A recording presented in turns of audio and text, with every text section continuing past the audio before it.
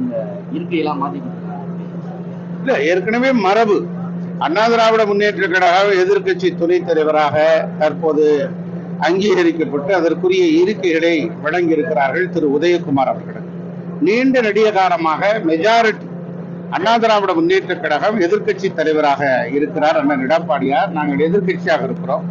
துணைத் தலைவர் அதிக சட்டமன்ற உறுப்பினர்களை கொண்டிருக்கக்கூடிய கட்சி அண்ணா திராவிட முன்னேற்ற கழகம். அவருடைய கையெழுத்திட்டு ஆதரவை பெற்று எதிர்கட்சி துணைத் தலைவராக ஆர் பி உதயகுமாரை நியமிக்க வேண்டும் என்று நாங்கள் நீண்ட நாட்களாக கோரிக்கிறோம்.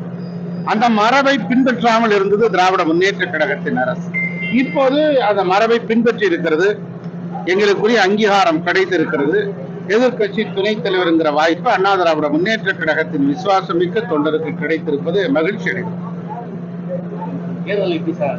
அண்ணா திராவிட முன்னேற்ற கழகம் நாடாளுமன்ற தேர்தலில் வியூகம் வகுத்து வருகிறோம். எங்களுடைய இயக்கத்தோடு கழகத்தோடு கூட்டணி சேர்வதற்கு பல கட்சிகள் பேச்சுவார்த்தை நடத்தி கொண்டிருக்கிறது. நல்ல தகவல்களை விரைவில் தெரிவிப்போம். தமிழக அரசியலை பொறுத்த மாத்திரத்திலே, தமிழகத்தை பொறுத்த மாத்திரத்திலே சட்டம் ஒழுங்கு சரிந்து விட்டது. கஞ்சா மாநிலமாக மாறிக்கொண்டிருக்கிறது. போதை தலைவிரித்தாடுகிறது. எங்கு பார்த்தாலும் கொலை, கொள்ளை, வெட்டு, குத்து என்கிற எல்லை மீறி போய்விட்டது. சட்டம் ஒழுங்கை கட்டுப்படுத்த தவறிவிட்டார் மாண்புமிகு முதலமைச்சர் மு க ஸ்டாலின் அவர்கள். சொத்து வரி உயர்வு, வீட்டு வரி உயர்வு, மற்றும் இருக்கிற குடிநீர் கட்டண உயர்வு, பால் விலை உயர்வு, பஸ் கட்டண உயர்வு என்று தொடர்ந்து ஏழை எளிய அடித்தட்டு மக்கள் அடிமேல் அடியை பெற்று வருகிறார்கள். விலைவாசி உயர்வு கழுத்தை நெருக்கிறது. அப்படிப்பட்ட சூழ்நிலையில் தமிழக மக்கள் சொல்லனா துயரத்தில் இருக்கிறார்கள். ஆகவே தங்களுடைய எதிர்ப்பு அலையை இந்த நாடாளுமன்ற தேர்தலில் தருவார்கள்.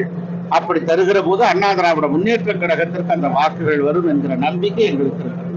சட்டசபையில இதுக்கு மாறா அமைதி பூங்கா